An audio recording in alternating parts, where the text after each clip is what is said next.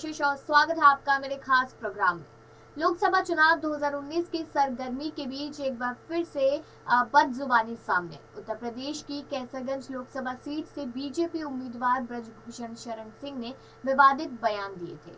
उन्हीं को लेकर आज चर्चा हो रही है।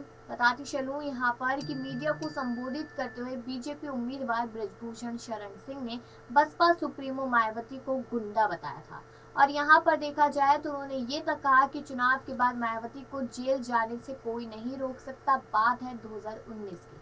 भाजपा उम्मीदवार ब्रजभूषण शरण सिंह ने कहा कि मायावती ने मुझे एक रैली के दौरान गुंडा और आतंकवादी बताया था, मगर मैं कहना चाहूंगा कि वह यूपी की गुंडी है और मायावती ने मुझे चुनाव के बाद जेल भेजने की धमकी दी थी, मगर चुनाव बाद वह खुद जेल चली गई। दरअसल बीते दिनों यूपी के गोंडा में एक रैली के दौरान मायावती ने उनके कार्यालय में हुई तोड़फोड़ के लिए बीजेपी उम्मीदवार ब्रजभूषण शरण सिंह को जिम्मेदार ठहराया। बसपा सुप्रीमो मायावती ने रैली में कहा था कि बीजेपी प्रत्याशी गुंडा और आतंकवादी है। मायावती के इस बयान पर ब्रजभूषण शरण सिंह ने पलटवार भी किया था।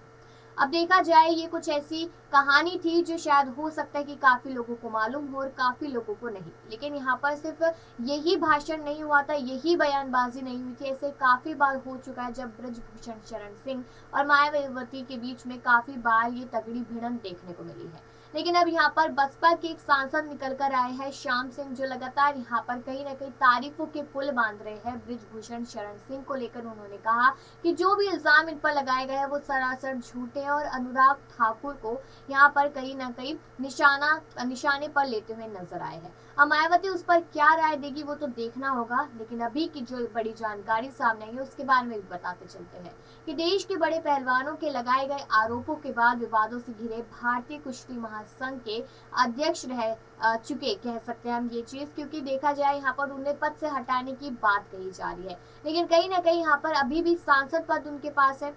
तो चिर परिचित अंदाज और आवाज गोंडा में शुरू हुई नेशनल ओपन कुश्ती चैंपियनशिप के दौरान नहीं दिखाई दी, यानी कि वो चुप्पी साधे हुए नजर आए। और गोंडा इस वक्त देखा जाए तो राजा भैया का गढ़ माना जाता है, क्योंकि विधायक है वो वहां के। और अपने गृह जनपद गोंडा के नंदिनी नगर स्पोर्ट्स स्टेडियम में शनिवार को शुरू हुई नेशनल ओपन सीनियर कुश्ती चैंपियनशिप में पूरे दिन ब्रजभूषण शरण सिंह मौके पर मौजूद रहे, लेकिन वे खामोश ही रहे। लोगों के लिए उनकी खामोशी अचरज और चर्चा का विषय बनी रही, क्योंकि इसके पहले हर कुश्ती प्रतियोगिता के दौरान पहलवानों के हर दांव पर उनकी माइक में गूंजती दमदार आवाज पहलवानों के हौसले को बढ़ाती नजर आई है। इस बार जब 3 दिनों की नेशनल ओपन सीनियर कुश्ती चैंपियनशिप शुरू हुई तो यहाँ पर ब्रजभूषण शरण सिंह ने कुश्ती तो देखी, लेकिन पहलवानों का हौसला बढ़ाने या उनके दांवपेच पर शाबाशी देने से खुद को दूर ही रखा। अपने दबंग और मुखर स्वभाव के मशहूर ब्रजभूषण शरण की चुप्पी लोगों को काफी ज्यादा खलती हुई नजर आई, जबकि हर दंगल में कुश्ती महासंघ के अध्यक्ष पहले घूम घूम कर पहलवानों के मुकाबले की कमेंट्री भी करते थे। बहरहाल अब खेल मंत्रालय ने रेसलिंग फेडरेशन ऑफ इंडिया यानी कि WFI ने जुड़े पूरे विवाद के उठने के बाद इस मामले की जांच के लिए कमेटी बैठाने की घोषणा की, जिससे सच्चाई के सामने आने की पूरी उम्मीद की जा सकती है। खेल मंत्रालय ने भारतीय कुश्ती महासंघ की सभी गतिविधियों पर रोक लगा दी है। रेसलिंग फेडरेशन ऑफ इंडिया की चल रही नेशनल ओपनिंग रेसलिंग चैंपियनशिप भी रद्द कर दी गई है। अब WFI को यह निर्देश दिया गया है कि किसी भी तरह की गतिविधियों के लिए प्रतियोगिताओं के लिए गए प्रवेश शुल्क को वापस कर दिया जाए।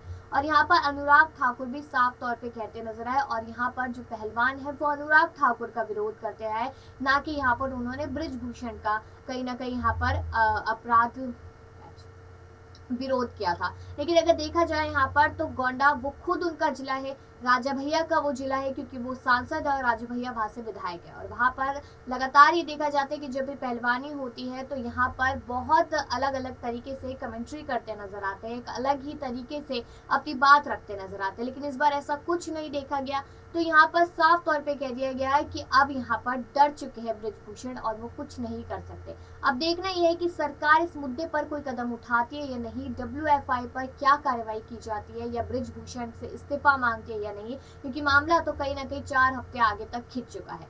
लेकिन अपनी राय जरूर दीजिएगा और बाकी ऐसी खबरों के लिए देखते रहिए नेक्स्ट 9।